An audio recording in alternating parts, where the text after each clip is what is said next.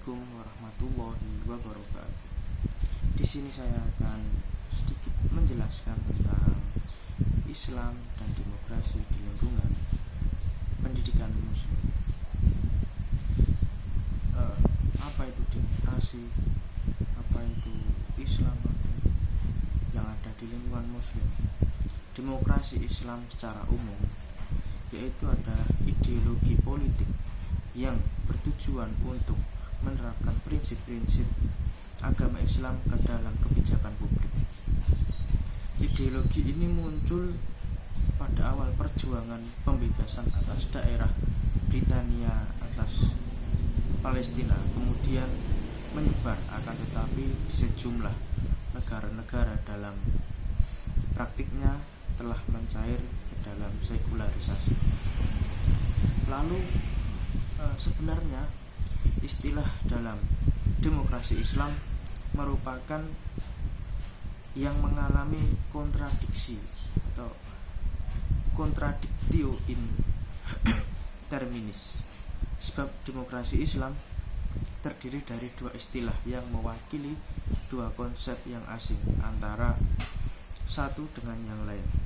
Islam adalah sebuah sistem kehidupan yang terbangun dari pandangan hidup tertentu, akidah Islam, dan Islam merupakan sebuah prinsip nilai adiluhung dalam pembangunan komunikasi komprehensif baik dalam konteks kemanusiaan maupun lingkungan dan peribadahan. Hablum minallah biasa disebut. Sedangkan demokrasi yaitu sebuah pemerintahan yang lahir dari pandangan hidup, yaitu bukan akidah Islam, tetapi dan demokrasi merupakan prinsip hidup untuk berbangsa dan bernegara. Singkatnya, Islam adalah ideologi tersendiri dan demokrasi yaitu sebuah pandangan hidup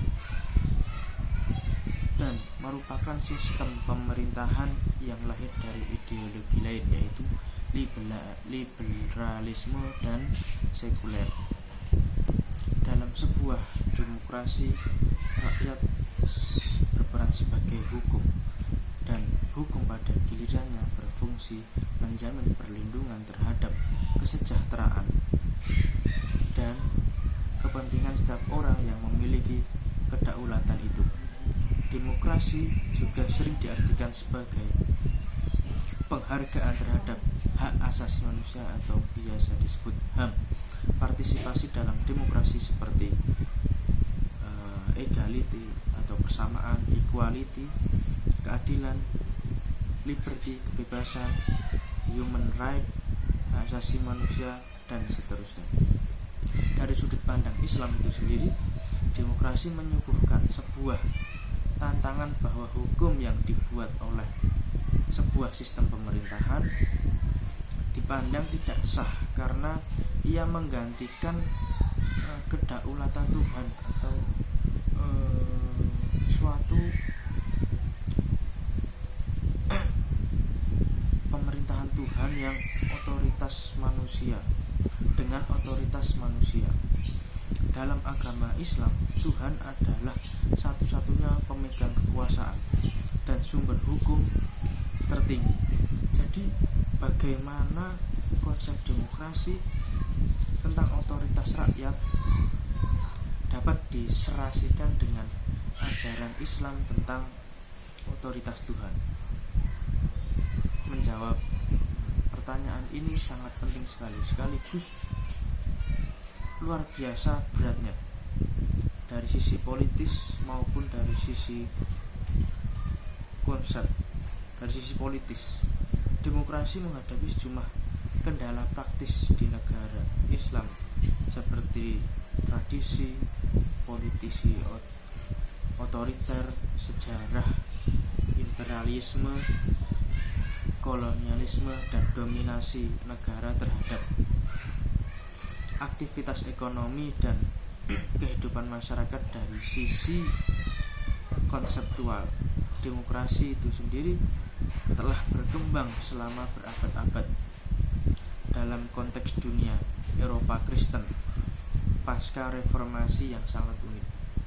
Jadi demokrasi Islam tidak dapat terwujud, tapi orang-orang Islam yang menjadikan Islam sebagai rujukan yang otoritatif bisa meyakini bahwa demokrasi Islam yaitu sebuah kebaikan yang etis, dan bahwa upaya mengejar kebaikan tersebut tidak berarti harus meninggalkan Tuhan, yaitu Allah Subhanahu wa taala.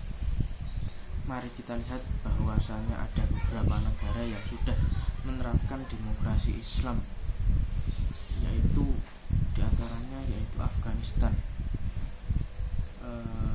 lalu Azerbaijan.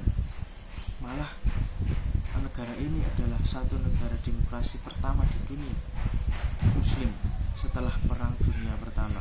Republik Demokrasi Azerbaijan yang berumur pendek antara tahun 18 sampai 20 menerapkan parlemen multipartai. Lalu selanjutnya ada negara Bosnia dan Herzegovina. Lalu yang terakhir adalah negara Iran. Lalu demokrasi pendidikan menurut Islam. Pada dasarnya Islam memberikan kebebasan pada individu atau anak didik yang mengembangkan nilai-nilai fitrah yang ada di dalam dirinya untuk menyesuaikan dengan perkembangan zaman.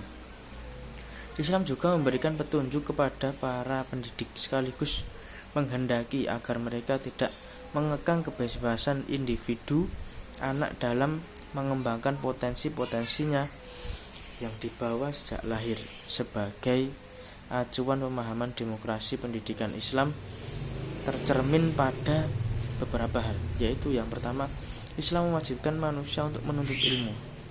Sebagaimana hadis yang berikut ini, menuntut ilmu adalah suatu yang wajib bagi setiap muslim laki-laki maupun perempuan.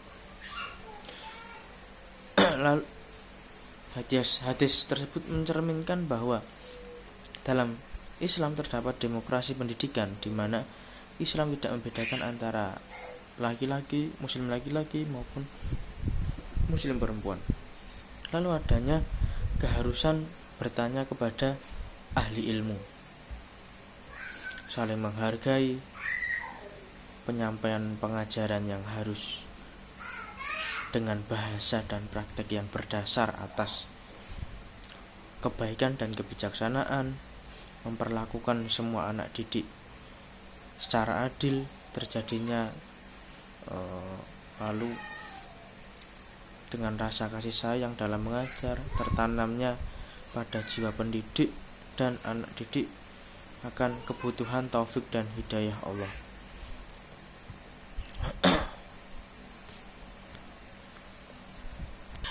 Cukup sekian yang dapat saya sampaikan. Mungkin dapat hal yang bisa Anda dapatkan dari perkataan saya ini, dan mungkin jika ada salahnya bisa diketik di kolom komentar agar menjadi sebuah evaluasi bagi saya, karena juga saya baru belajar. Cukup sekian dapat saya sampaikan. Assalamualaikum warahmatullahi wabarakatuh.